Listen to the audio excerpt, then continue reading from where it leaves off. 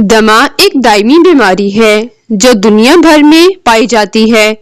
اگرچہ دمہ ایک مستقل بیماری ہے جو تمام عمر چلتی رہتی ہے، لیکن قدرتی نسخوں کی مدد سے اس کا علاج ممکن ہے۔ دمہ کی بیماری دو طرح کی ہوتی ہے، ایک وہ جو موروثی ہو، یہ بچپن سے شروع ہو کر بلوغت تک خود بخود ختم ہو جاتی ہے۔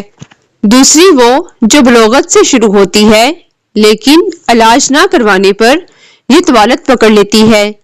دمے کی کیفیت دراصل پھیپھڑوں اور تنفسی اعضاء کے خلاف معمولی رد عمل کا نتیجہ ہوتی ہے، جس میں سانس کی نالیاں سکڑ جاتی ہیں اور سینے پر دباؤ اور سختی محسوس ہوتی ہے۔